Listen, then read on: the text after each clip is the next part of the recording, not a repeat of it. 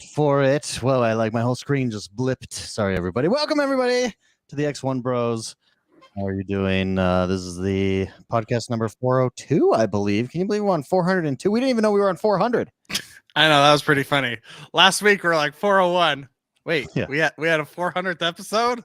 I didn't even remember. It was a good time. Welcome, everybody. Thank you for being here. For those of you that are new, we do this live every Friday over on YouTube. We actually are remote because Jordan the Man is sick, so we're doing it remote. We have done it more remote in the last 2 months than in the last 8 years.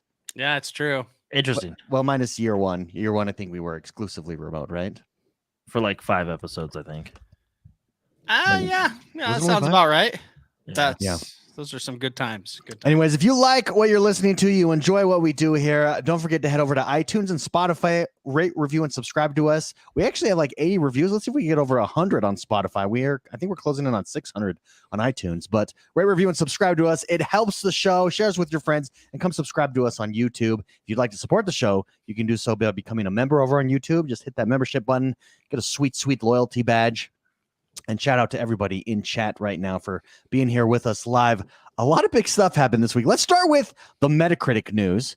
For those of you that were not paying attention to gaming news this week, for 2021, Microsoft's average Metascore was 87.4. It was the number one rated publisher on Metacritic by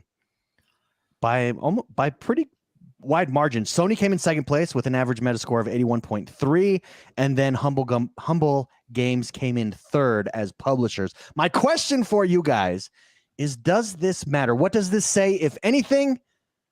Or maybe it doesn't say anything at all. Maybe it just means that Microsoft got lucky and had a big year or a good year. Mr. McSpicy, what do you think?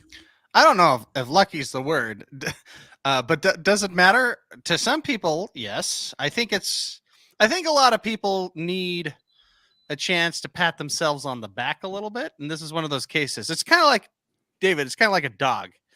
A man needs a dog to worship him. I think that's why dogs are men's best friend, right? Man's best friend. It's one of those feel good things that I think it's important, especially in this day and age, where to just to see good things come about, certain things like that. But I think it's a shout out to Microsoft trying to have the consumer first. You've seen that in a lot of things that they do. A lot of the things I think that don't even reflect on this score, like the accessibility stuff that they do for a lot of people just to play games. I think Microsoft is one of the greats when it comes to having the gamer and the consumer first, in my opinion. Yeah, I mean, a lot of other companies do that too, but I think that score kind of reflects kind of just that kind of mentality to have the gamer first, if that makes any sense. And I think whether it matters or not, because it's not necessarily, I don't know. It seems like a cool story and a cool thing, but does it matter when I'm playing Halo? I don't know. You know what I mean? Yeah. Mm-hmm. But it's one of those things to going back to what I originally said, where it's one of those things that it gives an opportunity for companies to say we're doing the right thing a lot of the time, and this reflects that, and it's a good way to say, give yourself a pat on the back. I don't know. So if I can summarize what you're saying, McSpicy, you're basically saying it is a form of measurement that Microsoft is headed in the right direction. Yes, thank you. And I'll say it again, a man really needs to be just, it's just something like I have it with my cats. Sometimes I have a cat that acts like a dog, but when you walk in that house and then they worship you, a man needs that in his life, with dogs, so they just run up to you and say hello. I don't know if this is, I think I'm derailing the subject here, but I feel like it's one of those things that shows Microsoft keep doing what you're doing. That makes no sense. Now that I think about it, it makes no sense. Okay. But yeah, they're headed in the right direction. Yes, Jordan, thank you. So primarily this was done. Now, in fairness, Microsoft did publish less games than like PlayStation. So you're looking at more games released by Sony means more of an opportunity. All you need is one of those games to do bad, and it kind of throws off your whole Metacritic score there. Yeah. But the games were Halo Infinite, Forza Horizon 5, Psychonauts 2, and Microsoft Flight Simulator. I mean, those are 4 really good game, best in class games. Well, then you on all got- accounts. Probably the weakest one there is Halo Infinite. Yeah, but then you got also Deathloop and Age of Empires 4 That's right. as well, because even though Deathloop is only PlayStation right now, right? It's a Microsoft published game. Same with Age of Empires being over on the PC. But Yeah. No, So Jordan, what do you think Sorry, go ahead. about Microsoft coming in number 1? No, on I think it's Metacritic, good. I think 2021? it's more. I mean, I think you guys already said it. It's what did you say, David? It's a good It's a barometer. It's a gauge. It's a good measurement tool of letting them know that they're going in the right direction. I think it matters to an extent, right? Because good reviews are always good. But I think you got Good reviews are good. Yeah, good reviews are good. Yeah. No, I don't know. I think you just gotta. It's good. It's good marketing. I guess you know you can say it's. I don't know. I agree with what you guys said. It's hard to put it into words. It's a good measuring. What did you say, David? Barometer? Quantifiable measurement. I'm gonna say stick. I don't know It's a why good you measuring guys can't stick. remember that. Barometer. That's an interesting. This is word. what happens when we're not in person. Yeah. No, it's a good measuring stick for to show Microsoft that they're doing well and to keep releasing the games that to keep releasing their games and doing what they're doing the way they're doing it. Yeah, no, I agree. I think it's absolutely a barometer. I don't think it's the end all. I think reviews are pretty subjective, but it's the best tool we have. Mhm. If most people think highly of a specific game, chances are that specific game is pretty good. I mean, Yeah, look 'cause at you got, like, for the instance, majority, Elden Ring. right? Look at Elden Ring, and I mean, an Elden Ring we all agree is fantastic. Yeah. And so I agree with both of you. I think it's a gauge. I think it's a barometer, and I think McSpicy, you said it right. It is. We're starting to see the fruition of Xbox and Phil Spencer with this philosophy of putting gamers first, and a part of that is going out and acquiring studios to make Game Pass better, of the value of Game Pass, and then to that adding quality games, because Game Pass is nothing if it's crappy games. Yeah, well, it also Quality makes you as a consumer feel good. The fact, like, when you go out to buy an Xbox, like, hey man, we got some high. We have 1, 2, 3, 4, 5. At least from this list here, we got 6 high quality games on this box or on this platform. So I think, it makes. I think overall it's good for press. It's good marketing. It's feel good stuff. Yeah, we have good games and. By golly, people like us. Yeah. Suck it. No, I think it's good for them. Most of all, us. Yeah, real quick, let's do a super chat. We have a membership anniversary from Eric Johnson, the one and only. He says, "Happy Friday, bros." He's been 12 months tier 2 Arbiter member. Happy to be at the next member level and proud to announce that I'm going to have a baby boy in September. Right. Congratulations, Eric Johnson. Thank you for the support and for being here and being a member of the XoneBros, of the things that are XoneBros. Okay, so let's go into Metacritic. We know Xbox crushed it last year, 2021, did really well. So over this last week, a lot of news was made in the gaming space. There's been a lot of outrage caused by this statement and a lot of back and forth. And that is this question on whether or not PlayStation is doomed. During the Real Deal Xbox podcast, industry analyst Michael Patcher said he believes PlayStation is already knocking on death's door and is on borrowed time. Here's what he said, quote, "I think PlayStation is doomed, and I think they are going to cease to exist as we know them in about 10 years. They can't compete. They have no chance of competing." He went on to say that Xbox Game Pass is Microsoft's meal ticket, and the extensive variety of content makes it more lucrative than what PlayStation is currently offering. Is PlayStation doomed? McSpicy, thoughts on that statement by industry analyst Michael Patcher. Now, it has caused an outroar. And I can see. I mean, that's bold. Bold. I'm probably not on the same pay grade as this guy, and I'm more or less. I just enjoy games, so he probably has a lot more knowledge than I do. That said, PlayStation makes some damn good games. I don't, and that's ultimately what I think sells. If you want, like, if PlayStation wants to stay in the hardware space, which it looks like they're trying to move over to a subscription stuff, I mean, I don't know. I think PlayStation will always be around as long as they make good games. That's my personal thoughts. I enjoy their games. They have excellent single player story games.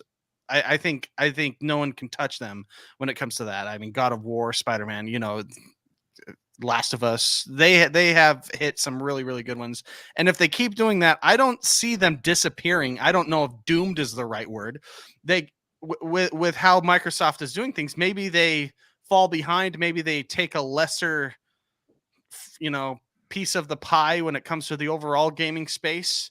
And maybe PlayStation is not concerned with some of the things that they, I don't know. But I don't think you can say, I don't think I agree with that, David, to be honest. I mean, we have examples of like Sega, for example. Yeah. One big mistake and it could hurt you substantially to the point where you disappear, Sure. Sega, though, I think is a little bit different of a scenario because I went back and I was curious. What was the market share of Sega compared to Nintendo, for instance? And it wasn't even close. Like not even. The market share of Xbox and PlayStation is much closer. PlayStation leads and Nintendo over Xbox than Sega was to Nintendo. And so you're saying like PlayStation has room to PlayStation. I mean, PlayStation owns the market, especially when you talk the two consoles. Now, when you bring in Nintendo owns overall, but PlayStation, I mean, more than double of the market share that Xbox has. So yeah, I'm with you. I think doomed is probably the wrong word. That's definitely that's clickbaity. Yeah, I mean, and he does say as we know them. So I mean that does leave you some wiggle room for analysis, right? Yeah, well, maybe he's talking about a Sega thing. Maybe they just become a publisher or something like that. I think that's at least what I took from it. Well, but, I mean, yeah, they kind of are that already, kind of too, right? So yeah, no. There are many things now. They're not just a console. They're not just hardware. So I don't know, David. I honestly think that's pretty clickbaity. Every company that has stood the test of time has adapted when industry standards, industry technology, industry shifts, make them, if those companies are to survive, they have to adapt, I guess. So, and I honestly don't see PlayStation going anywhere. Maybe that's such a bold statement. I don't know. It's above my pay grade, David. I'm just gonna go like cop out. I have no idea. Okay, Jordan the man. What do you think? What do you think of that statement? I don't know. I feel like I don't think they're ever gonna get away from the hardware space, PlayStation. For a lot of reasons. I mean, I think they do really well in the hardware space, but I do think, like, I kind of get where I get where he's coming from. I do think Game Pass, for lack of a better words, took the industry by storm. You know what I mean? Like it's completely changed the way games are delivered to consumers. I mean, look at those Metacritic scores. I guarantee you have high Metacritic scores because you also have a bigger player base because of Game Pass. So you got more people playing Flight Simulator and Psychonauts, which are two games I think traditionally some people would not try if they had to pay for them, full price. I do think PlayStation needs to adapt their what would you call it, their strategy? The way they do their strategy, the way they do their first party titles, because if PlayStation had a subscription service, they would do really well just with their first party titles alone, not to mention whatever third party titles they can get. I don't think they're doomed, and I don't think they're going to cease to exist, but I do think they're going to have to make some, what'd you say, David, strategic changes. Yeah, let me give you a perspective here. In a real, like, as things are happening, so we're seeing higher gas prices than ever. Like, we're probably going to see highest gas prices of all time. We also are seeing inflation. I mean, that's worldwide, both of those things. Mm-hmm. So as we move forward, let's say nothing changes, and over 3 years, like, we're just headed for hard economic times for the next little while. What does better? a subscription-based model or the traditional gaming model. I think subscription based wouldn't mind. I think where Microsoft, and I think he misspoke, or maybe I'm giving him the benefit of the doubt here. I think when he says doomed and they cease to exist as we know them, I don't think he's saying that they're going away. I think he's saying that they're not going to be leading like they've led in the past, that Microsoft will take that spot. And just where we're at worldwide, this week I had this thought, like, look at Game Pass. I don't have to buy a game if I'll have my subscription. It'll be the last thing I get rid of if the economy goes to crap. And it looks like the economy is not going well. Well, let me give you an example. For Xbox this last year, or a year, last year, I got to play Flight Simulator, Psychonauts 2, Age of Empires, Forza, Halo, all those games for my subscription cost, right? Which if you add up that subscription cost of what's 15 times 12, that's how much it costs. PlayStation, on the other hand, especially with the PlayStation 5, I'm paying $70 a pop for these games. Now, that has nothing to do with the game. Like, the game is still good. But at $70, I think you're right, David. At a certain point, you're going to look, well, what's more, for the average consumer, what's more budget friendly? $70 a pop, which I think is ridiculous, by the way, for a game, and you will never change my mind. But yeah, $70 a pop for these new PlayStation 5 games compared to 6 games that I can get for $15 a month. True, but I'm going to be the devil's advocate here a little bit. If you're scrimping and saving, you kind of remove the monthly fees that you don't necessarily need to survive. And that's when you have the discussion with your significant other and you go, maybe we could do without a couple months of this. Yeah, before you knock that off, you get rid of like Hulu, Disney Plus. Sure, you know what I mean? You consolidate your streaming, your video first. I know. You know what I mean? Then you're. But you see where I'm going with this, right? And then you get to the point where you have scrimped and you have saved, and you said, no, I'll get the dollar menu this time. I'm not going full on number 6 combo. After that, you go, okay, I have $70 to spend now. I think I want the new X game that's coming out. Or Y game that's coming out. I mean, I think on like how budgets work, I think both models seem viable. I don't know, because here's why. A one-time purchase for $70. Let's say I lose my job, and Elden Ring has come out. We'll use Guardians of the Galaxy as an example because it's now on Game Pass. Guardians of the Galaxy is out. I really want it. It looks like an awesome game. I've lost my job, honey, I need this game. I need to play it. I need to relax. I just lost my job. I stressed. Now we have a PlayStation and an Xbox. I could pay. Here's what we'll do. Let me spend $70 this one time for this one game, and I'll buy it. I have no job. Don't worry. One time. Or I go to her and I say, let me spend $14 this month, and I don't only get that game, but I get every other game on Game Pass. Let me do it, honey. Like, yeah. That's the difference. Just looking at those, like the 6 Metacritic games that we talked about, right? That's $90 for a year, right? Or sorry, what is it? 15? Oh no, it's not. What's 15 I get times 12? Yeah, but I don't know. It's just you're getting more bang for your buck with Game Pass. That's true, but on paper, it doesn't. A monthly charge when you're going through your inventory and you're going, okay, let's go single ply toilet paper for a while. You know what I mean? You're looking at the things. Never. I'm just saying, a monthly fee is something that you cut first. I don't think so. I think actually research shows that subscriptions, especially auto subscriptions, are like some of the last things that people get rid of. For instance, like the cable bill, because it's a monthly thing. But that's because people sometimes are lazy enough. And then gym passes the same way because you're used to this regular charge coming off. But like, it's the disposable income that goes away. So I don't have $70 to spend on a game this month. Yeah. Well, I don't know. I just because I don't know. $180 for the year of Game Pass, and that's the top tier of Game Pass, right? So you can get cheaper versions, but $180 a year for the whole library of Game Pass, as opposed to $70 per game or per. I know what I mean? I get the exact value, but look at Blake Densley in chat. Monthly fees are the first thing to go. This is from a guy who's lost his but job most 3 times. most people aren't paying monthly like I paid annually for Game Pass, so I would still have it for the next year if I were to lose my job today. Okay, that makes sense. But when the time to renew comes up, if you are scrimping and saving, you kind of remove. This is just me. I would remove the Hulus. I would remove the Paramounts. I would remove that. But that's the point. Isn't the conversation about saving money? Wouldn't you technically save more money with Game Pass than you would with?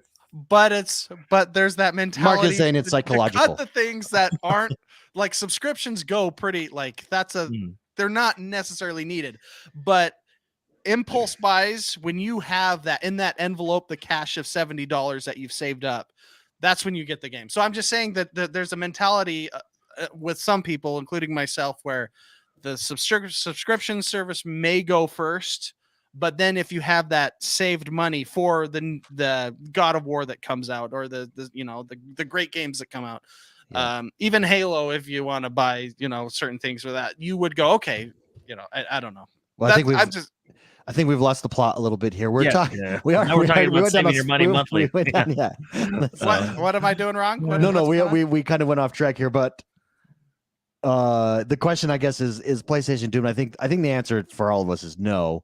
That I think doomed is the wrong word. But I do think this came up because I do think if we're going through hard times, I think for mass market appeal, especially, a cheaper monthly price for, I think Reactor League in chat just said over 440 games, all first-party exclusives. I do think is a mass market appeal that's an easier sell than $70. And I do think that's probably what what's his name? Michael Pachter, who a lot of people are just crushing. We're talking the PlayStation, like the big AAA PlayStation first-party studios are $70. Like you can buy other games that are cheaper. Yeah. But that's just what I was saying. Like it's $70 compared to what you can get on Game Pass. That's why I don't think PlayStation's doomed. I just think they need to adjust their strategy on how they deliver their first party titles to the consumers. So obviously Microsoft is all in on the subscription service and they believe in that first mover advantage. McSpicy, is there a point, or are we at that point? Are we getting to that point where PlayStation could be too far behind if subscription? It's clear Microsoft is all in and believes it's the future. Now they're either wildly wrong or they're correct. I don't know that there's a middle ground here. Or do we reach a point that it's too late for PlayStation? Or like you said, no, because PlayStation has fantastic games. If they continue that model, they'll never go anywhere. Good games sell consoles. Good games sell. Good games sell. If Microsoft didn't have good games on Game Pass wouldn't be popular. Yeah, True. Exactly. True. Yeah. And so I'm just saying, I mean, PlayStation is not there. They have a pedigree of great games. And if they keep making great games, I don't think they're doomed. I don't think they're going anywhere. Whether the model is a subscription or the model is $70 a pop, people will still want to play those great games. So that's my thoughts. That's my opinion. I think that was kind of in my opinion, that was a clickbaity thing to say. Well, it worked. We're talking about it. Yeah. We do have some super chats. Super Shocker drops a super chat. He says, "Let's be clear. We need games. We don't need food." Just saying. Yeah. Amen, brother. Yeah. Amen. Okay. Thank you for that super chat. And then Reactor Leak says, "Game Pass for the win. Hey, bros, do you think Microsoft should leverage the fact they have over 400 games now as opposed to the 100 plus they advertise? Have a great weekend, all." Hey, thank you for being a member, Reactor Leak, and for that super chat. I don't know that you need to say 400. I actually think the 100 plus games will go away as an advertisement. I think that was like a beginning, like we need to educate people what the value is here. I think that eventually goes away. And what you do is what McSpicy was saying, you focus on these few excellent games that Microsoft is in the works for Microsoft are on Game Pass. Yeah, I mean, we always pull up Netflix kind of to look at an example of what's happened in the past. But remember, Netflix in the early days had nothing good, and they didn't say we have. I think they might have said we have thousands of shows, but they've shifted to where look at our Witcher. Netflix. Yeah, look at those. Stranger look at Things. the quality Netflix we have on our. I think that's a far better model than saying we have 1,000 shows, because 1,000 buckets of Well, I think crap they're is stupid. It's a lot of crap. well, it's almost. I do think they're shifting in. I don't know. It's like Netflix. You're getting people in to consume your product, but when they're in there, they can also consume all these other products. Does that make sense? Yeah, that makes sense. Kind of. Yeah. I don't know. That feels like where they're going with it, because it feels like they're offering way more deals to get into Game Pass now than like before, where they were advertising like, oh, we have 100+ games. You know, like the $1 a month. Like my brother-in-law, he paid the $1 a month for Game Pass, and he enjoyed it so much that he actually went out and bought a Series X, and he then continued to subscribe to Game Pass, and he actually used that to his wife, like, hey, I can spend $70 every couple months, and that anyway, he used that to convince her that we'd have First more hit, all that Jordan. stuff. It's the drug dealer. Yeah, I know technique. that's what it is. But no. So yeah, that's what I'm trying to say. Once he got into Game Pass, he now finds himself not being able to live without it, if that makes sense. Just because you have that library of games. Because he's with hooked, you. baby. Yeah. He's Because it's like, oh, geez, Reactor Leak in chat says, true, but when you throw numbers at people and go $15 a month for over 400 games, including Forza Horizon 5 exception, that might get some more eyeballs. I mean, I think that that will be a part of their marketing. I just don't think it'll be the main part like it is now. Like the 100+ games, we all know like their logo that says that. I think that eventually will go by the wayside, and instead it'll be like Game Pass, this amazing game, that amazing game, and that'll be the focus. I mean, just thinking of me, if I'm watching like a sports game or something on television and a commercial comes up, I would care more that the new Call of Duty commercial or a new Halo experience or something like that, other than the frugality. I mean, it's important and it's good for a lot of people, but at that moment, I want to, what catches me would be a good game. Yeah, on personally. Game Pass. Bling, On Game at the Pass, end, yeah. For free. For free. And then there's a monthly fee on Game Pass. With an asterisk. For free with an asterisk. Yeah. Yeah, no, great question, Reactor Leak. Thank you very much. We did get news this week that ID at Xbox Showcase is going to happen next Wednesday. Yeah. Now, cool. This is their indie titles that we saw last year. They did announce that Shredder's going to be showcased there. Shredder's their new, like, what was that snowboarding game, 1080? Was it just called 1080? Yeah. I think it was just called 1080. On the N64? It's like the modern version of that's going to be there and kind of the highlight over on the showcase. Now, if you guys remember back, I think it's cool that they do the ID at Xbox Showcase. I think their format sucks balls. And that format, if you remember, it's that Twitch format. Remember last year when they did this on Twitch, they announced it's going to be on Twitch again. They go to they have these random creators hosting it. They show a video and then goes back to the creators. And wow, guys, I wouldn't want us to host it. I'm not saying that these creators are bad. They're good at what they do. It doesn't play well. I want to just see the games. I don't want to see someone trying to be funny that I don't know, a random creator on Twitch. Yeah, even if you did like developer diaries, you know what I mean? Where like you have like each game has maybe like a 3 to 5 minute section, and they kind of show some behind the scenes stuff. They give you features of the game, they show the game, and then you move on to the next one. Yeah, or you put it at the end, or you just don't do it. Or no, yeah. I think don't doing it's probably the most financially sound way to do it. But am I wrong? Am I the only one that doesn't like that format? No, I think you're right, but the problem is influencers influence. So you have, but you're tapping into but pay their them to audience. react to it on YouTube. You know what I mean? Yeah, I feel like that is almost better. Like, but here's the thing: do you think it helps the developer to be on some influencer's channel that they don't really know? Like, do you think that their people are actually buying that game, or do you think that their supporters are more like, yay, look at Susie, look, you've made it, you're hosting ID at Xbox? I don't know how that translates into purchases necessarily. Guys, I actually thought of this week because I was thinking about this, and I agree with you, David. I compare it to going to the movies, right? When you go to them, no, listen, hear me out. When you go to the movies, you get about 15 minutes of previews, right?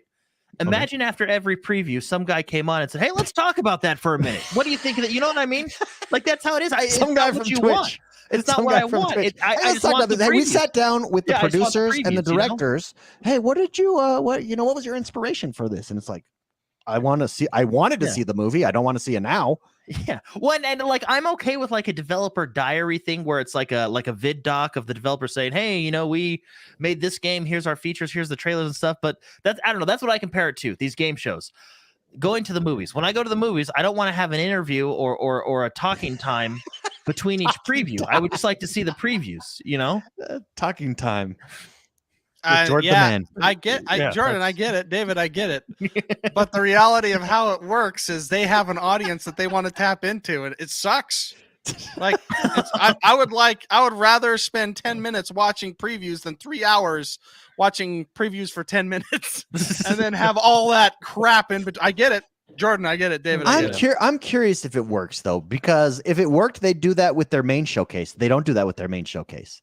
They're doing it with the little piddly idea, the independent games. It depends on the showcase.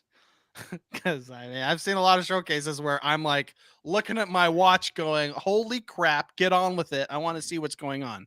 Mm-hmm. I think David, you're right. There's a good way and a bad way.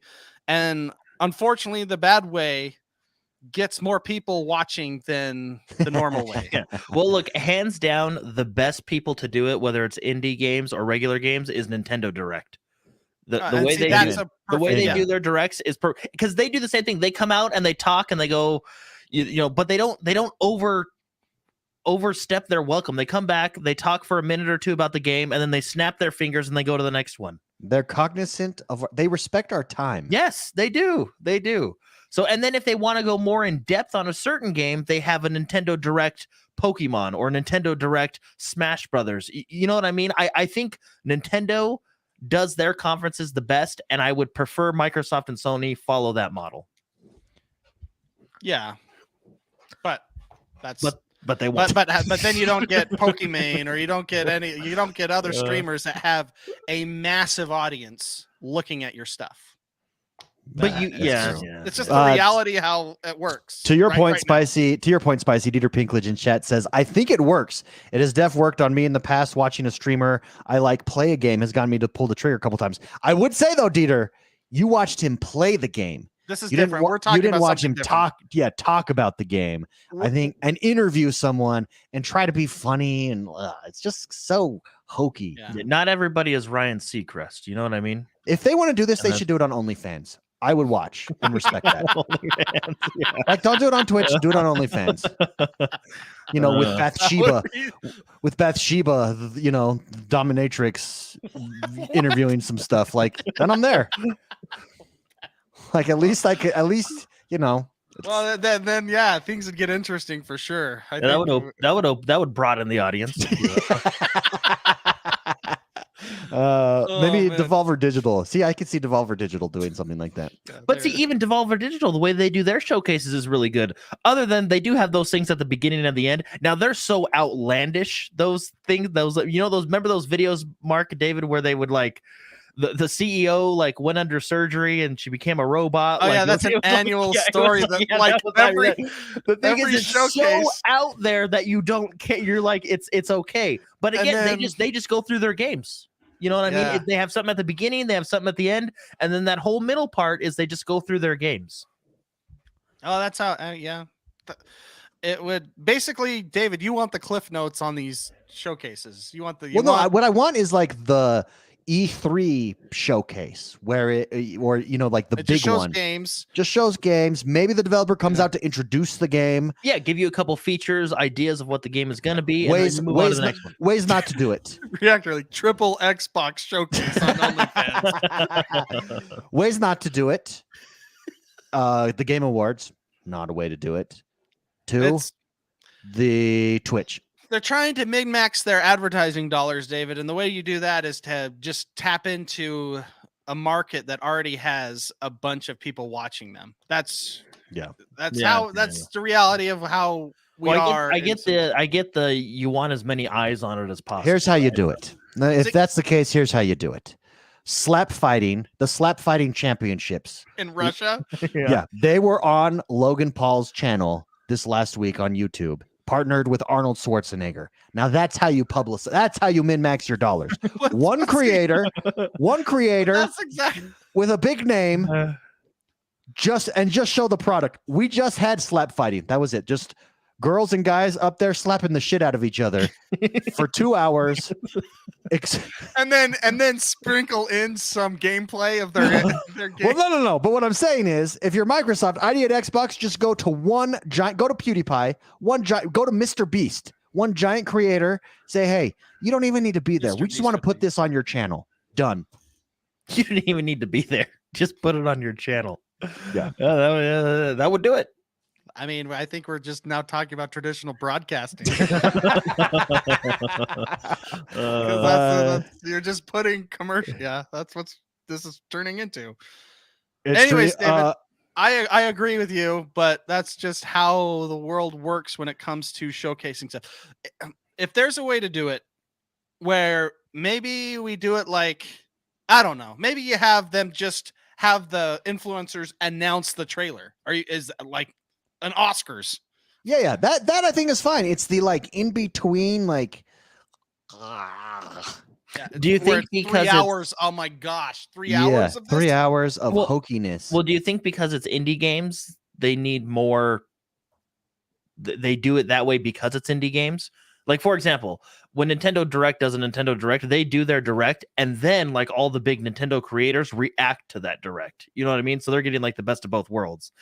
But that's because it's the name of Nintendo, right? Everybody wants to know what they're doing. Do you think they're doing it because it's and like you said, they don't do it with their E3 stuff or traditional E3 E3 you want to know what I think? I'm going to be honest. Indie? I'm going to be honest with my opinion. This is going to be very controversial. So don't at me because you're going to more controversial than OnlyFans triple Xbox ID. I don't think that was controversial. I think it's gamer virtue signaling. I think it's hey, we care about gamers. We're the real gamers. So we're going to Twitch and we'll work with you guys. And we'll have this variety of different types of streamers introducing these developers. And I think I would be willing to bet that it's not a net positive on exposure than just like a idea or just a Nintendo Direct. It's like a PR. I think it's a gamer virtue signal thing. Like it's like, yeah, we're the real gamers. We had Twitch streamers introduce our indie titles. Maybe it's a PR move. Yeah. Well, it's a PR. Regardless, the bottom line is they don't respect our time. Yeah. Whereas Nintendo does. Time, people. Yeah, just show me what I want to see, and then let me move on. Yeah, but you're right. True. Deathlord Strong did ask a question that I think we already answered. He wanted to know, don't you think it would be better for them to go to like a Nintendo Direct? Yeah, I think that'd be the best. Board. Yeah. Even yeah, I think it'd be great. Nintendo Direct style. That's coming up in a week then, right? Yeah, Wednesday. I think it's like 10 a.m. Pacific. And don't quote me. Go look it up, everybody. But yeah, it's which is exciting because a lot of those indie games, at least indie games are fantastic. Yeah, indie games are fun, but a lot of those indie games do come to Game Pass. So keep an eye out for those Game Pass announcements when watching that. Yeah, agreed. How long? So do we know how long the showcase is going to be? Did they announce? I don't think they announced the length. I think they just probably long. Is it like the internet company when they come work on your house? It's we'll like from 8 to 6. They give you a window. From 8 a.m. to 6 p.m. We'll be there sometime. All right, cool. Great. Probably. Guys, I've been playing Elden Ring this week. Tonight I will be defeating the Tree Sentinel. I have avoided him. I've beat other bosses, but I've never gone back to the Tree Sentinel. There's several of them, by the way. Oh, the first one on my horse. I can't beat it because my son is, oddly enough, I told you guys this. My son, he's 3, loves watching me play that game. Yeah. Does not give him nightmares like you think it would. It's kind of weird. Well, you're in the early stages. There's some. Yeah, well, I don't know if you were in this conversation, David, but my son was watching me fight a dragon, and he was actually really proud of me that I beat the dragon. Well, wasn't he scared at first, and then he was like, "Good job, Dad." No, he was first thing. Well, the first thing you've done that he's respected. He's yeah. No, he. All right, I'm okay with him being my dad. He killed a dragon. No, he asked me. He says, "Why are you hitting that dragon?" And I said, "Because this is a bad dragon." And he was like, "Okay, go get that dragon." And he was really proud that I killed the bad dragon. So Good. Yeah. yeah, so He respects you now. yeah, he does. He does. He tilts his cup, his little drink cup when you walk by now. That's my dad. Yeah.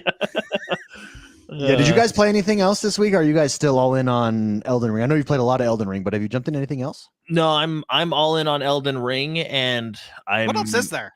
Well, I've actually funny. I'm trying to kind of well, I mean, I'm gonna be playing Elden Ring for a while, but I am really excited for the new Final Fantasy game. Well, I guess you can call it a Final Fantasy game. The Stranger of Paradise, Final Fantasy Origin that comes out next week. Is it next week? Yeah, next week. The demo's available now. Looks really fun, but yeah. So those are. It's been Elden Ring until that comes out, and then I'll play that. I've got Crusader Kings on the horizon, guys. Are we going to do a multiplayer Crusader King campaign? I think we should. It will last you. How does that multiplayer work in that game? It's Like, turn. do I have to pull up my it's TPS reports? It's like it's similar to Civilization. Okay. And how Well, it works. Civilization does. I mean, But they we could kinda- ally. But we could. Our people could ally. It would be I'm great. not allying with you. We David. could marry off our daughters To each and our sons to each other. Yeah. Oh. Create strong alliances. As soon as I ally with you, my borders become thick with knights Not on your border. I don't like allying with you in any strategy game whatsoever. And you're just like, don't worry about it. I'm looking forward to that. Guardians of the Galaxy is on Game Pass now, everybody. That's super very exciting. cool. Really excellent game. If you've not played it, it's really it's a surprising game. It's really quite good. Story's excellent. By the way, Woodland Warrior, welcome Woodland Warrior. It's good to see you in chat. Says my 4-year-old loves to watch me play Elden Ring. I think it's you want to know what it is? I think it's because the characters are so unique, the bad guys are so unique that even when they're scary, it's not scary. It's like watching a really good, for instance, Lord of the Rings. Even though it's more of an adult film, my kids can watch that and are hooked because it's interesting to them. All of the Lord of the Rings? No, Even no. like the second and third. Not the first. Too much talking in the first one. too much talking and walking, huh? Too much talking and walking in the first one. Oh, that's cool, David. Hopefully when you get to like the triple X characters in that game, I don't know, like the scary, weird looking. Me and Jordan were having this conversation. What's his name? That Miyazaki. He might have some mental. He's like he's like the Stephen King of the gaming world. If Dr. Seuss was Stephen King, this is his world. Like that gets pretty crazy stuff. But that's a good way to say that. That's a good way to say that. If Dr. Seuss was Stephen King, you have a Souls game. Jordan, how far are you? Oh, I'm up at the Royal Capital. I think I'm like level 111 now, character wise. It cost me like 70,000 souls to level up now. Oh my goodness. Yeah, it's pretty intense. Still first playthrough though, because I've been trying to do a lot of different stuff. The New Game Plus stuff, I usually I'll probably go a little bit quicker, because you're obviously what you're doing, where you're going. But no, I've just really been exploring a lot, doing different things. We've been playing a lot of multiplayer, which gives you more souls and helps, and so. But no, it's been a lot of fun. So it's a really good game. It's I think it's probably the best From Software game they've made. Yeah, I think it's one of my favorite games I've ever played. Yeah, that's really good. Very good. I watched Pirates of the Caribbean this week with my kids as well. The first one is a really good movie, by the way. The next two are just not like when you become a joke to yourself. It's anyways. The first one's really good, but watching it made me want to play. They should have gone straight to DVD. Yeah. But number one, quality, and it made me want to play Sea of Thieves, and then Sea of Thieves season 6 thing came out, and I was like, wow, okay, there is something just so freaking cool about being a pirate. I'm thinking of jumping. Oh yeah. I saw the new stuff that's coming out. What do you think of that, Jordan? Did you watch the stuff? I actually think it's great. Yeah, the new season 6 stuff, mostly because they're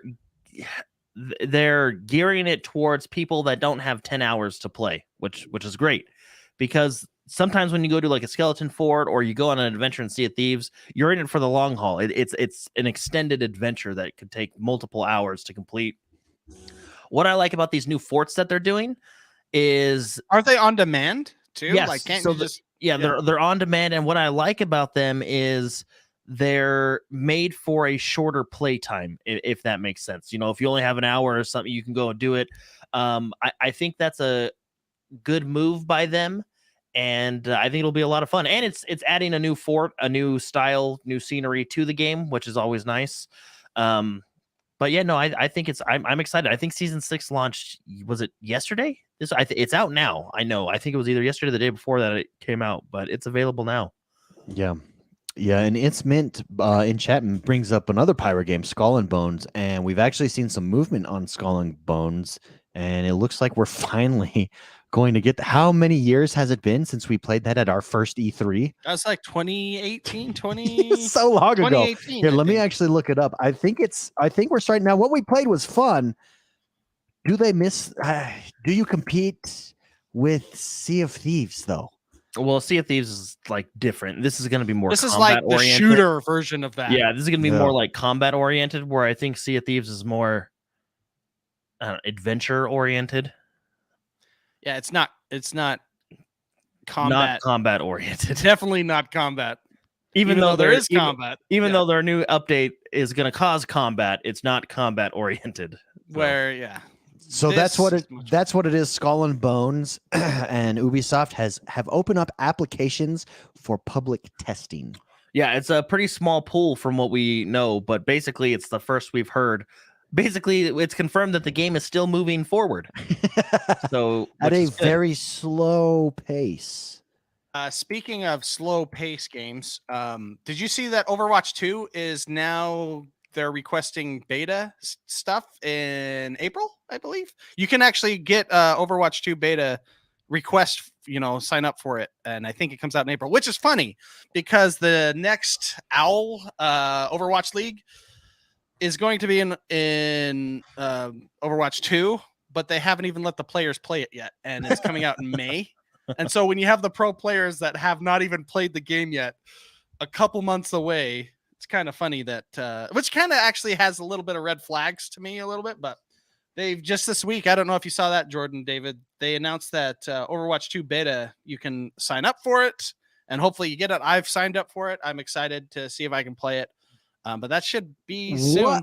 What's the number one thing? One thing you could change one thing to improve Overwatch 2 and take it to the next level. What's the number one change you make? Adding a battle Or pass is there no one no, thing? adding a battle pass and taking away loot boxes. That's big. Also, remove wait times somehow, and don't make characters that break the game. Make it so the wait times are really long, because we wouldn't have wait times if certain characters weren't introduced, even though they're fun characters. But Would you be okay with a reduction in characters? Do you think that they could do that or no? That's what they're doing in Overwatch 2. They're taking it from 6 players to 5 players. And so you're going to have 1 tank, 2 DPS, 2 healers. But I mean character options even. Well, I don't think you can take away now that you've added. Yeah. You have to create a whole new game. Yeah. I don't think that's what you do. You rework the character. You keep what the same you do to character combat that is like what League of Legends does. Like League of Legends has countless amounts of characters, but there's only like 10 to 25 characters that are relevant because of how they're balanced and changed, So the developer kind of quote unquote sets the meta. Yeah. Yeah, but for replayability, fun factor, carrot on the stick stuff, do what Jordan says, get rid of loot boxes, introduce a battle pass for sure. Then and they're removing a tank and having 5 player slots. That'll help with the complexity of the game itself, because one of the issues that game has is it's incredibly complicated to watch. It's not like a battle royale where the whole purpose is to just stay alive. That everyone can understand that. Everyone can understand the Hunger Games, Mm-hmm. But the complexity of how that game is showcased watching in a professional setting is the announcers can't keep up with all the decisions the players are making. You have 12 players on there all at once, and they all have specific roles. It gets extremely complicated.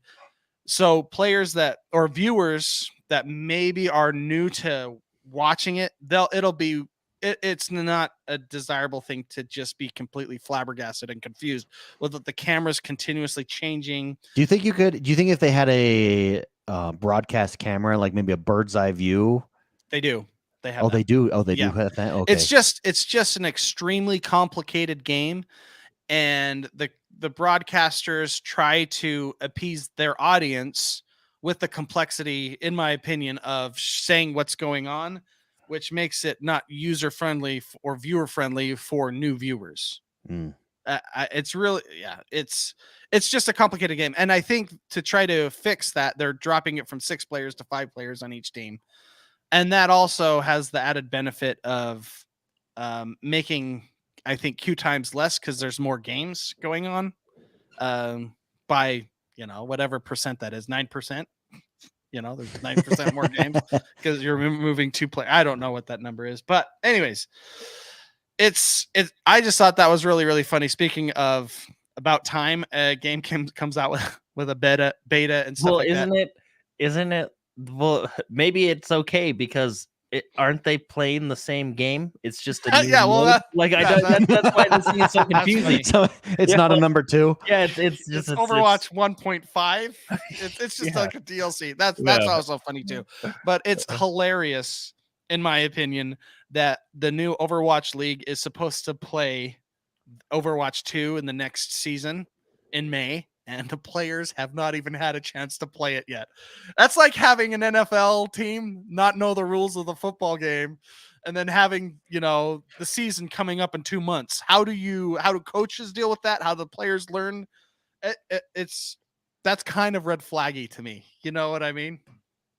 Yeah. Well, are they making any major changes to the characters? Because, like I said, all the characters will still be the same. No. Oh yeah, there's a bunch of new characters, and there's a bunch of changes to big patch current characters. Correct. They have some weird stuff going on. If you want to go look at some of the stuff they're doing with Symmetra, they're trying to Symmetra's. What's going through like the player testing right now is Symmetra, which is a DPS character, which originally started out as a support class. Her turrets now they're considering having them be healing turrets. So they're going to move her back to support. It's in discussion, and it's being play tested right now with players. And this is an Overwatch 1. We still haven't had Overwatch 2, but they're doing some pretty crazy stuff like that, which significantly changes her character and it changes it a lot. I mean, yeah. So there's a lot of things going on, a lot of crazy shifts going on with balancing right now, which means it's telling me like they're kind of pushing the pedal to the metal to get things ready for May a little bit. They're doing some crazy things. So, or maybe they're just trying to get hype going and discussion going about the game, which I don't know. Is someone's Discord open? Might be mine, but I'm hearing the alert. Sorry. Well, it might be Jordan's. I don't have it open. Jordan, be professional, damn it. Close your Discord, man. But yeah, anyways, it's exciting to see, Overwatch 2 finally starting to come out with stuff. But they're cutting it pretty close. Do you think it's an uphill battle? Like, do you think they can get back to where they were in their prime? Or is there just too much competition? Well, I think what helped them is they were I don't want to say first of their kind, but they were the first of their kind in a time when there wasn't much of that genre around. Yeah. And it is a great game. Yeah. It's just, Blizzard has had a roller coaster of the last couple of years, and they haven't came out with character. There has been like so low updates to this game ever since they announced Overwatch 2. Updates have ceased to this game, which was a long time ago. Mm-hmm. They have had updates, but nothing significant really. Yeah. But it's exciting because I think it's a great game, and we'll see if if it can retain the audience and even gain audience viewership, because that's important when you have a league like this. I mean, they think big. Blizzard is thinking big when it comes to the professional setting and for this game. So we'll see. Anyways, but yeah. Good discussion regardless. Let's take some questions. You can submit a question every single week over on YouTube, youtube.com/XoneBros, and submit your questions there on the community tab. Brian F. writes in first and he says, "Hey, bros, MLB baseball is coming back soon. It seems as if MLB The Show hasn't gotten the fanfare it did last year.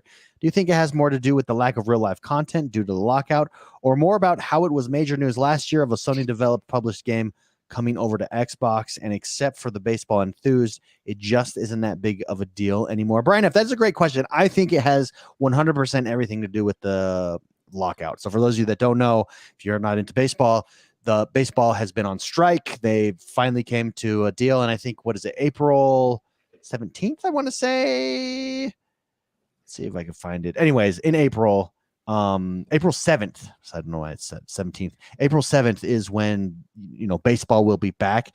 And when you have a sports game, you kind of need the sport in order to hype it up. And so when the sport doesn't exist, I think that has much more to do. I do think there's a little bit of, you don't get that extra hype of, this, MLB The Show is finally on Xbox. Yeah. So you don't get that extra hype, obviously, but I do think the primary reason is the lockout. It would be like Madden. If you drop a Madden or a FIFA, imagine if you drop a FIFA and there's no soccer anywhere in the world to be played. Like you lose a lot of the marketing ability there and a lot of the hype that you build with sports games. They're just so directly tied to the real world. Next question. Thanks for the question, Brian F. Thank you very much for writing in. Comes from It's Mint. He says, "Hey, bros. So Guardians of the Galaxy, is this the biggest gem on Game Pass? Top-notch visuals, great voice acting, and fun game mechanics. Thoughts?" George the Man? I do think it's a gem on Game Pass. I bought this game when the reason it's on Game Pass is because you bought it. So I bought this game, and why I don't think I bought it right at launch. I think I bought it like a week later, but I think I saw someone play it and it just looked fun, and I ended up playing it. And it was because I wasn't really expecting much from it, and maybe I was just kind of tired of superhero games at that point. It was really good. It's the action adventure that it has, the story that it tells. They nailed all the characters, even like decision making that you have in the game. It's really well done, and I do think it's a top tier game that is on Game Pass.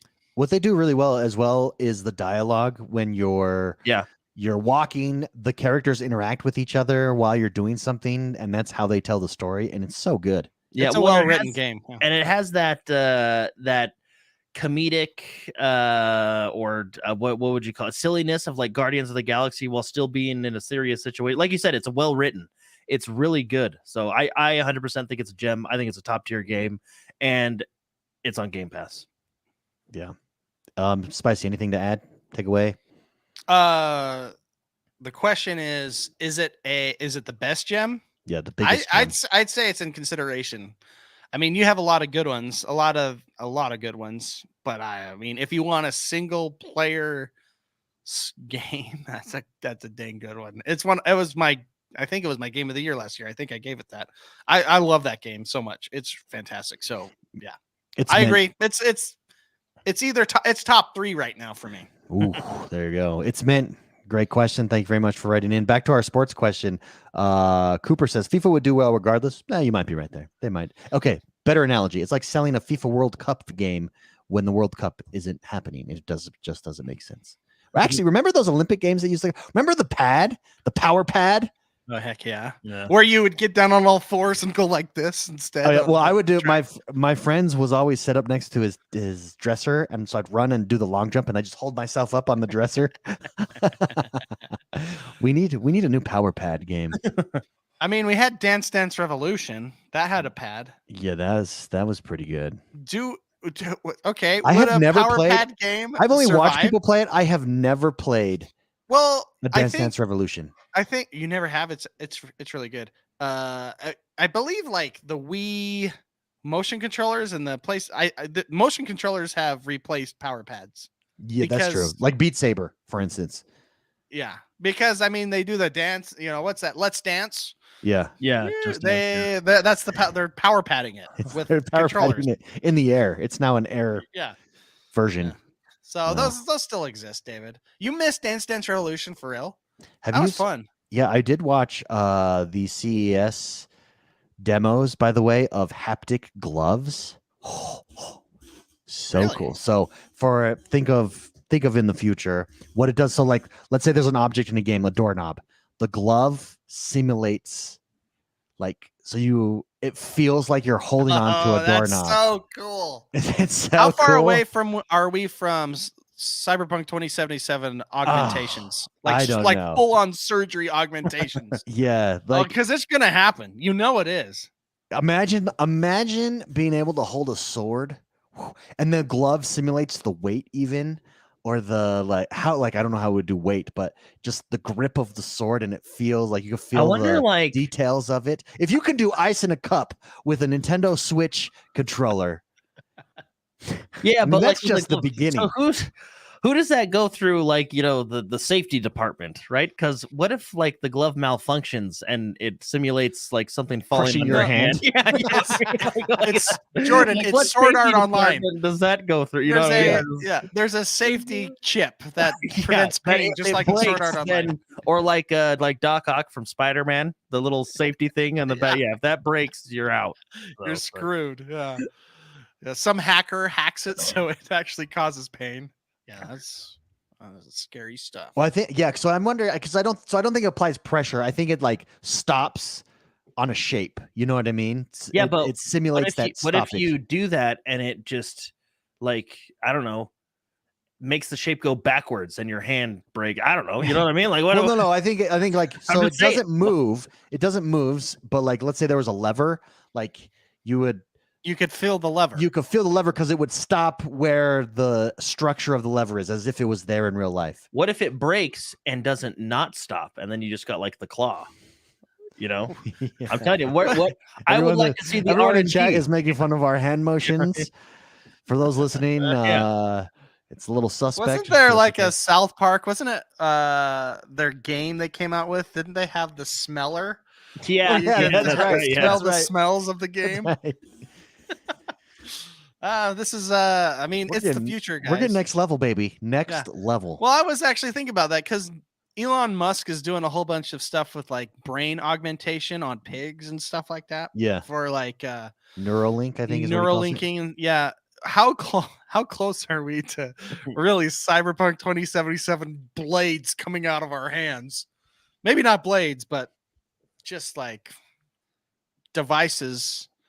I think Neuralink is, or that kind of stuff. I don't know. I don't know that technology. Because eventually, actually, not even eventually, us gamers, at our core, we're nerds, and we take our electronics and turn everything electronics into gaming. I'm pretty sure the first monitor, MIT, they were the ones who had the first visual from the 60s, just a monitor. They turned it into a game. As soon as we have those neural links, it's going to be about gaming for the first. That's what's going to push it forward. Yeah, imagine if your screen is your eyeballs and you just close them. Do you know how awesome that would be if you're in class and you're just looking, but you're actually playing. You're playing Tetris while staring at the board. Yeah, that is hilarious. That's where we're headed there, man. But then you're gonna have situations like Tom Cruise in Minority Report, where you're gonna have to change your eyes out and stuff. You know? Yeah, it starts to get gruesome. Starts to get a little gruesome there. The darkness comes with it. And then as you're walking past advertisements, Mr. McSpicy, buy our deodorant. I know. And then Johnny Silverhand pops up and he's like, to me. "Hey, you know what? You got to go be a terrorist." Yeah. Messes with your head. We're close to that. Let's take one more question here. The boy Will says, "What are your thoughts?" Oh yes, this happened this week. We forgot about this. What are your thoughts on the doctor who faces backlash after pausing a surgery to tell Xbox fans that PlayStation is better? So for those of you that don't know, this week, another thing that erupted in the gaming world was an anesthesiologist was in the middle of a surgery and took time to do a Twitter video. Was it Twitter or TikTok? I think it's Twitter. Yeah, and it was on Twitter. basically say Xbox fans suck. And you can see like he's in the middle of the surgery's happening. You can see the patient unconscious on the table, and he's talking smack to Xbox fans. What are our thoughts on that? Let's start with Spicy, and then we'll go to Jordan because I think Jordan has Jordan has a controversial take here. McSpicy, thoughts on that guy, on that event? Well, well, I mean, context here. When you guys were talking about this before the show, I was a little confused. But so he's taking heat from doing that in a surgery room, in a surgery setting, in a professional setting. Is that what's going on? Yes, or is yeah. he taking heat because he pissed off Xbox fans? No, yeah. Well, probably a little bit of both. No, but it's because he's a doctor in the middle of a surgery. Yeah. I mean, I don't want my doctor that's sole purpose is to make pain not happen and to keep me alive. That's his job. He makes pain not happen and he keeps me alive. And he's talking trash an to influencer. Xbox. Hey, what's up, everybody? Yo, check this out. Xbox sucks. And then hangs up. Like, I don't know how long he's gonna have clients. I'll be honest. Well, Jordan, what are you? Well, you kind of. Well, I will say he did own us. He owned all the Xbox fans. Suck it, yo. Yeah, he owned us. Way to go, dude. I guess you gotta appreciate his confidence. You know, he was like, "Hey, hold on, I gotta do this real quick." You know, he was so confident in his craft. Yeah, He made a his minute craft. video. Yeah. Yeah, maybe we're looking at this the wrong way. It's like, was it Michael Jordan who closed his eyes and shot the free throw and said, "Welcome to the NBA"? I mean, the patient came out safely, and the patient gave consent for that video. Is what I read. He's just that good. We're taking the wrong. He's on another level of doing his craft. You know. I mean, it's. In all seriousness, though, Jordan has a controversial take. Jordan legitimately does not have a problem with this. Well, okay, it's not that I don't have a problem with it. Yeah, I'd rather it probably not happen, but I just think there's other questions to be asked. Like, for example, what kind of surgery was it? What kind of surgery? Well, let's be honest. Was it routine? Was it routine surgery? Let's be honest. We've as a human race, we've gotten very good at medical technology. That's why we have an outpatient department. Those surgeries are a little bit less than, you know. That was it a triple bypass or a deviated septum? That was probably a little bit different. Or plastic. Was it plastic surgery? Yeah. Then I have no problem at all. Yeah. So I don't know. It's probably bad to laugh at. Look, everybody is okay and safe in this situation, right? So it's really easier to talk about. Yeah. So you didn't know. Obviously, if it went a different direction, then there'd be other stuff to talk about. But I mean, it's hard not to laugh at this. He literally stopped. Guys, hold on. Everything's good. Let me just make this video real quick. I mean, maybe we're thinking about it the wrong way. Like maybe it's anesthesiologist 69 out here hanging out with my bros. Well, and then can you imagine like the patient, like, "Hey man, while you were under, we had to go tell the Xbox fans to, you know." Here's what he posted. Do you mind if we post it? You know, when he posted the video, here was the text to the video. Yeah. He said, "Here I am. It's your boy out here." He says, in fact, let me share this. Let's share this on screen. Hold on real quick, because this makes me laugh so hard. I mean, how do you not respect this guy a little bit? All right, here's what he says.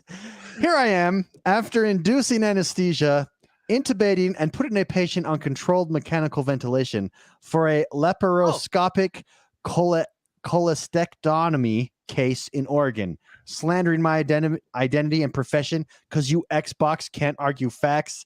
Saving lives my job. Console wars my hobby. Hashtag PS5 bitches." He didn't say the bitches part. No, I added that. But basically, that's his attitude. I mean, he is throwing down and owning us. Well, look, you can see in his text that he made sure everything was okay, and then he made a post. Yeah. It was 17 seconds. Yeah. Well, I told David, I'm of the opinion that the doctors probably do far worse. And what's the difference? I don't know. Okay, what's Jordan. the difference between that and listening to rock music in the operating room? You know what I mean? Like, it's all distracting, technically. Well, he did have to type this out, and he had to type laparoscopic cholecystectomy. Yeah. I mean, that's something that is not in my, autofill. Yeah. I think the real hero is the patient that said, yeah, post it, man. Go ahead. Go ahead. Yeah, sure. Probably another PlayStation fan. So I think, look, where was it? Matt Wilcox in chat says the patient came out fine, and well, it may not be the best look for the doctor, which I agree. He was obviously confident enough to do that. You gotta give him respect for his confidence. This is over at dexerto.com, and listen to this right here. The video showed this person, I won't say his name, his unconscious patient, and a close-up look at the patient's medical information. That's probably where he got a big trouble. Because don't you have all the HEPA stuff or whatever? Yes. Yeah. His point was meant to prove that he was a doctor and own the Xbox, but instead it incited a slew of backlash. Oh, imagine being the hospital administrator, the director of the hospital here, and having that come across your desk. The first thing they would say is, "What's an Xbox?" Is that a procedure? Is that a new technique? Hilarious. Yeah. Matt Wilcox says, "I hope he washed his hands after touching his phone before going back in." Look. I'm sure doctors in the operating room do weird stuff. All right, and I think that's probably one of the lesser things. Yeah. I don't know. I don't know. Okay, let me ask you this, Jordan. If your kid was on the table surgery, would you be okay with this? Well, what's it for? That's my point. I don't think. Can someone look that up? Echosystemocracy. If it's removing a mole on your arm, I mean, come on. That's we're very good at certain things. Jordan just wants context here. I'll look it up. I don't just jump to conclusions. I would like to know what's going on. Why are medical terms so freaking hard to spell? Well, because they gotta, make it worth it. Are you searching up what that operation is? I'm looking it up right now. Oh dear. Yeah. What if? I don't know. I mean, he's on the clock for his job is to keep me alive. Okay. If it was I don't know. I believe everyone in that room should be focused. Is my opinion. Yeah, a cholecystectomy, whatever it is a surgery to remove your gallbladder. Oh, so is it like an appendix thing? It is a common treatment of symptomatic gallstones and other gallbladder conditions. It was the 8th most common operating room procedure performed in hospitals in the United States in 2011. Yeah, it's like removing appendix. Don't they time themselves when they remove appendix, like NASCAR drivers? You know what I mean? I'm pretty sure they do. Actually, it's like it's like if it was a triple bypass, I'd be like, okay, maybe you should focus. But I don't know. No, it's still hyper unprofessional. Like you can't. Well, I'm not saying it's unprofessional. I'm just saying it's funny. It is funny. It is hilarious. The funniest thing is how serious he is about his post. Yeah. It just has that look at me in the surgery room, you Xbox losers. Yeah. And it's whoa, dude, you showed us. Yeah. You showed us. Duro Ryan. So in chat, Duro says, I don't think you need anesthesia for non-important surgeries. No. If you've been to the hospital recently, it's hilarious. They have these. I would just get to tell the story. So when we had our last baby, my wife was at the hospital, right? And they have all these posters of common drugs can be deadly, the narcotics thing, pills kill type thing. Yeah. They had those posters everywhere. Do you know how many times they got offered high-end painkillers? They're right in front of you. While the posters are standing right next to them. You want a cocktail here? I think they give you painkillers for anything nowadays. Yeah, well, that's the anesthesiologist's job, man. And I don't want the wrong painkillers. I want to. If he's having there's no way those words are on his autofill unless he does this. He even had emotes. He had a heart emote around saving lives, and then the fist, a fist bump. What I'm saying this is my hobby. Look, I'm not an anesthesiologist, but I have watched a lot of Grey's Anatomy with my wife, so I feel like I know a little bit. So Okay. when the anesthesiologist, they go in there, they do their thing, and then it's all up to the computers. You know what I mean? They're just there. It's like a pilot. They're No. there if something goes wrong. No, the computers are giving them information, and then they're tweaking. They're like tightening a ratchet here, loosening a ratchet there. They're min-maxing your life, man. But again, just like a pilot, like, okay, turn it a little here. All right, we're good for another 10, 15 minutes. You know, okay, turn it here. You know what I mean? Once the initial stuff is done, they're kind of cruising through the surgery, unless there's a problem. Okay, well, it's like this, though. So what it's if there's like a problem and he's in the middle of, shoot, I got to spell this word? Yeah. See, that's where I think the argument lies. You know, that's what I'm saying. I want everyone in that room to be focused. That's mine. Yeah. But don't they listen to music in the operating room? And but that's different. But that's different. Hey, maybe texting helps this guy focus. No. You shouldn't have your phone in there either. He's a NASCAR driver texting. I mean, come on. Yeah. He's a pilot. He's a pilot landing the plane while texting. Like, I'm landing this plane. I'm landing this plane. Xbox losers. Yeah, again, I don't think pilots land planes unless there's a problem. No, I think that's the part that they do is land the plane. No, I think it's all computers, isn't it?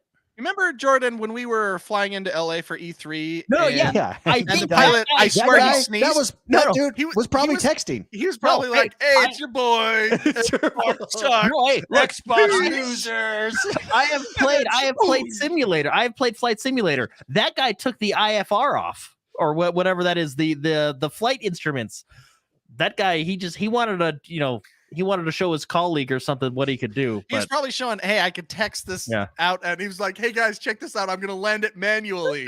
yeah. Because I don't think they land manually or anything unless there's a problem. I think it's all autopilot.